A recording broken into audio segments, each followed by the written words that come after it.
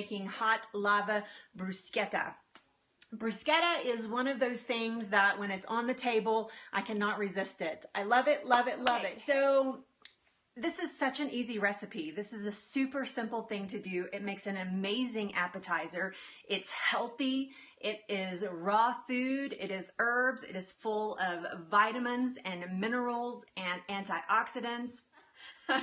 So it's full of all kinds of amazing things for you. So, and it's super easy to make. And again, how many times do I tell you that I teach you recipes that when you serve it to other family members or you serve it to friends or whatever you're doing, that it actually wows them and they're thinking, God, did she spend all day making dinner or lunch or a snack for me? And the answer is no. I learned this in a 20-minute scope and it was super easy. The salt that's called hot lava. It is from the Salty Wahine. Okay, this is a company. Actually, if you subscribe to my mailing list, you're going to get a link to them this weekend along with a short video actually about hot lava salt. This is the salt. This is, I mean, for real sea salt, like from Kauai, with activated charcoal and an amazing roasted pepper in there. So like a red pepper, a fresh roasted red pepper. So that's why we're calling it hot lava bruschetta today. So it needs to be put in a grinder because they are big flakes, unless you're going to use it as a rub or something like that. But in something like this where you're actually going to be eating it raw and not cooked in anything, then you would want to grind it. So we're going to grind it today. So that's why it's hot lava. It's going to have some kick to it because of that salt there. So it's going to have activated charcoal in it, which is great for detoxing your system, and also just a little bit, not a ton. And it's also great for moving poisons and things, which is detoxing out of your body. And it's good for your digestion as well. So, but there's nothing in here that is going to be bad for your digestion. I can tell you that. So, so one of the first things, I'm going to point my camera down just a little bit so you can see the ingredients. And I'm sorry if I have my back to you a couple times today. Apologize for that. So the first ingredient is going to be some small cherry tomatoes like this right here. These are organic, of course, because everybody knows the rule. Everybody knows Leslie's rule or Go To Kitchen's rule. You can see there, organic cherry tomatoes.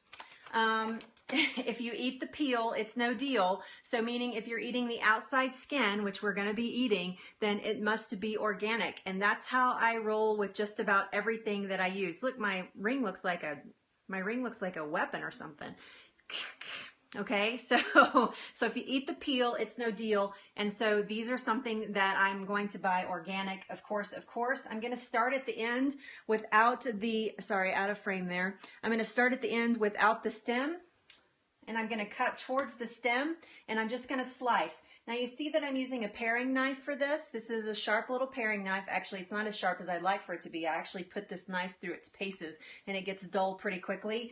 But you want a sharp little paring knife so that you can control your cut. If you try to do this with a large chef's knife like this, thank you, Evan, you could risk chopping your fingernails off, or worse yet, the ends of your fingertips. So, and you want to be thoughtful about the size, because the crackers that we're using, the Jill's crackers that are amazing, and if you guys haven't tried them, you need to, that we're using are small. You don't want to use one of these giant cherry tomatoes. You probably want to use the smaller ones in your package. So being thoughtful about bites into the bruschetta is really important in my opinion. So, all right, so all our little tomatoes are going to go right down into this bowl.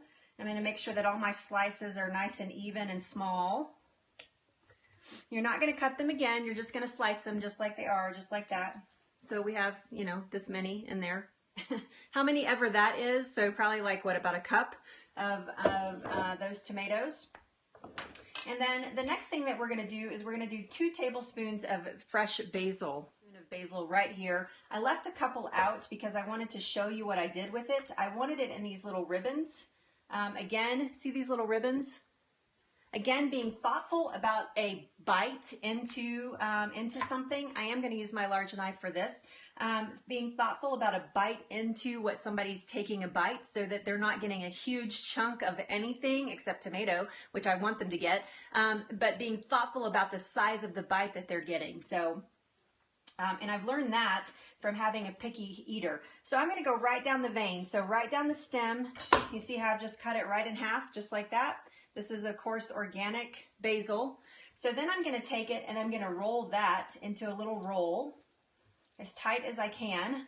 And then I'm going to give that a little slice. And that is going to give me bite-size, ribbons that I'm looking for this particular dish. Now that I've done the little ribbons, I'm just going to run my knife gently. Basil is very aromatic, and you can risk losing all of your flavors right down onto your cutting board because you're beating up your herbs. So just gently coarse cutting that basil. Beautiful. So excited. So this is one shallot, and it has been diced very small. A shallot or an onion will take over your flavor profile very quickly, and so you want small bites in that. And then the next thing that we're going to do is we're going to use garlic. So let's go ahead. We've got our tomatoes in there. We are going to put down in here our shallots, just like that. We're going to put our basil, very simply. And now, because I love garlic so much, we are going to use a microplane. So I've got 1 clove of garlic. This is actually pretty big bulb of garlic here, clove of garlic. And I'm going to just give it a nice little scrape down into this bowl. Mind your fingers, people, mind your fingers. You do not want fingernail into your bruschetta. This is not hot lava fingernail bruschetta. This is something completely different. I'm just gonna give it a tap right down into the bowl, just like that. Get that out of there. I'm actually gonna do 2 cloves of garlic. And my website is gotokitchens.com. You wanna go over and become a VIP. There's absolutely nothing for sale over there. All I want you to do is buy into your health, and that's what I do. I teach you about health and wellness. I teach you about healthy cooking. See how the garlic's left? Let me shade this again. See how it's left in there? You can just give that a quick tap into your bowl, and it falls right into your bowl. Very easy. And then you have a nice, amazingly juicy minced garlic. So here we go. Here's the hot lava. Again, I'll show you the packaging one more time. If you're on my mailing list, you will get the link to this company and a short video coming in your mail this Sunday about the Salty Wahine Salt Company. And they have some amazing flavors of salt. Yes. This is it. This is a black salt that we're about to put in here. This is a black, it's not lava salt, okay? Let's just be crystal clear. This is sea salt that has activated charcoal, has been infused with activated charcoal and a red pepper mix. And so it's gonna be quite spicy. And I am just gonna give this, I like spicy. And since this is my lunch today, so I'm just going to give it a good grind down in there. I'm going to give it a lot because I like pepper. So no need to use any other spices. When you're using a salt like this, no need to use any other spices. Now, we've been talking about salt all week, and maybe you are appalled at the amount of salt that I am putting down in here. But if you go back and watch my scopes from this week, you will learn very quickly that that is not a problem. So there you go. There's the mixture. It's beautiful in there, right? Somebody should take a picture of that. That's gorgeous. Looks like I did it on purpose, and I didn't. So you're just going to take that, and we're going to use my new guy that we're still naming. Here he is. Everybody needs to name something, it seems, these days, and I needed something to name. So it looks like he's crying. It's the shallots made him cry. At least it's him crying on scope and not me today. Okay, I'm always laughing at myself. I hope you guys are laughing too. So we're going to just give this a quick mix right here in the bowl. So easy, so easy. Now, you want to spend a little bit of time doing this, but you do not want to beat this up because your tomatoes will start to fall apart, especially happy spat. That's right. Because of the salt that we've added to this, your tomatoes will start to fall apart. So you want to be just really conscious about that. And not totally beat them up and make them too juicy, but you do want everything to be coated in this amazing mixture that you have just made. So, happy spat. Well, I think it's a contender for sure, Happy Spats. So there it is all mixed up. Lovely. It's so beautiful. So smells so good. You can't even imagine how good this smells. I can tell you this little baby right here would be amazing on just about anything. Can you imagine some spaghetti squash, like some freshly hot spaghetti squash with this cool little mixture right on top of it? It would be so good. It would just be absolutely ridiculously amazingly good. So these are amazing little crackers, and instead of bread for the bruschetta, this is what we're actually using today. So I'm just going to place a little row right down the center of my tray here. So I'm going to use this today. This is actually going to be my lunch today, but I'm going to do it as if I was serving it like as a, let's say like an amuse-bouche, which means that it is just a appetizer that is just one bite. So you could put this whole thing in your mouth. And so let's pretend that that's how I'm serving it. So I'm going to put a line of them right down the center of my tray here. Can everybody see my tray? So we're going to do, so you can see I have them lined up right here, and I have my mixture. So I'm going to hit a couple of them with tomato and the mixture just right on top. They're going to be lovely, by the way. They're going to look beautiful. So easy, so easy. So I have just a little bit of feta here. This is Bulgarian feta, so it is going to be quite tart, and so you do not need a lot of it. In fact, probably just one crumble right on top is going to serve this little bite size very, very well. Very well. And it's going to be quite yummy as well. All right? So that's one way that you can serve it. I want you to have something that's vegan, that suits your particular needs.